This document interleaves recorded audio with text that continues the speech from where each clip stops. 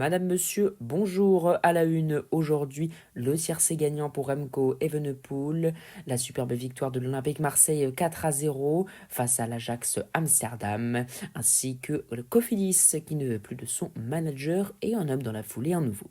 Le casque sur les oreilles, le volume au maximum, un verre à la main, l'œil du sport 52e édition, c'est parti.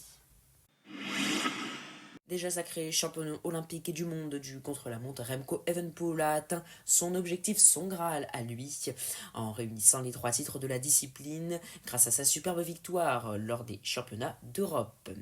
Sa course contre la montre, elle, avait pourtant déjà débuté depuis quelques jours. Son retour du Rwanda, il était passé notamment par l'Éthiopie et par Marseille. Et puisque Remco Evenepoel est intouchable dans cette discipline, il avait mis plus de 2 minutes à Tadej Pogacar. Cette éprouvante logistique ne lui a donc pas empêché de réussir son grand défi, champion du monde et olympique du chrono. Il est aussi devenu champion d'Europe, c'est le premier à le faire dans l'histoire ce mercredi, et réunissant donc les 3 titres la même année.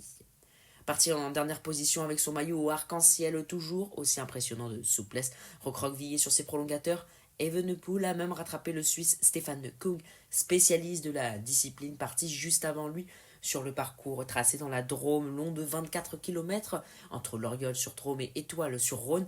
Le Belge a devancé l'Italien Filippo Ganna de une quarantaine de secondes et le Danois Niklas Larsen, surprise du podium. Le Belge est même le seul à avoir roulé une moyenne supérieure à 50 km/h.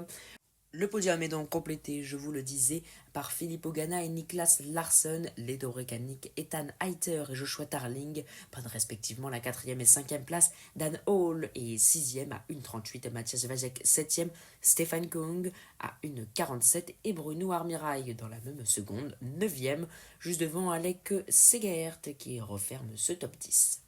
Le cyclisme toujours avec une équipe française en très grande difficulté qui a annoncé le limogeage de son manager général. Il s'agit de la Cofidis, l'équipe nordiste a annoncé la révocation du contrat de Cédric Vasseur en début de semaine. Le manager était là depuis 2017. Il avait réussi à remonter l'équipe originaire de la région de Lille en première division, la World Tour, mais en la mettant en grand danger dans la période 2023-2025, elle qui devrait vraisemblablement être reléguée. Son successeur est déjà connu, révélé par l'équipe. Il s'agit de Raphaël Jeune, ancien actionnaire et marketing manager de la marque Look. Éphémère coureur professionnel, il avait été sur les routes pendant un an, de 2001 à 2002, chez CTS Tiscali. Il a donc pris sa retraite sportive à 28 ans pour rejoindre l'entreprise de matériel cycliste. Son expérience, sa connaissance fine du cyclisme international et ses qualités de manager seront des atouts précieux, a déclaré Gilles Sauré, président de Cofidis Group, dans le communiqué de l'équipe nordiste. Le foot à présent avec les résultats de Ligue des Champions hier, le début de la deuxième journée, victoire 5-1 du Bayern face à Pafos, victoire 3-0 de l'Inter face au Slavia Prague, 1-0 pour Chelsea face à Benfica, 5-1 pour l'Atlético Madrid face à l'Eintracht Francfort, 2-2 entre le Bodo Glimt et Tottenham et victoire 5-0 avec un triplé de Kylian Mbappé face au Karaït Almaty. La grosse surprise, c'est la victoire de Galatasaray 1-0 face à Liverpool. Et de son côté, le club français engagé, l'Olympique de Marseille, a humilié l'Ajax Amsterdam. Victoire 4-0, grâce notamment à un doublé de la recrue la plus chère de l'histoire du club, Paik Chao.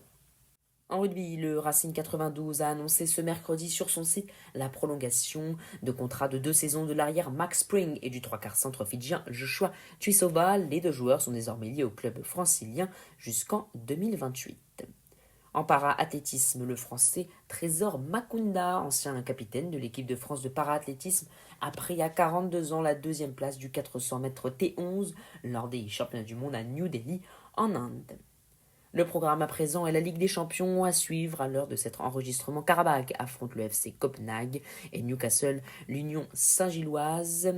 Monaco défie Manchester City à 21h. Même heure pour Dortmund Athletic Bilbao, Villarreal Juventus, Olympiakos Arsenal, Bayer Leverkusen PSV.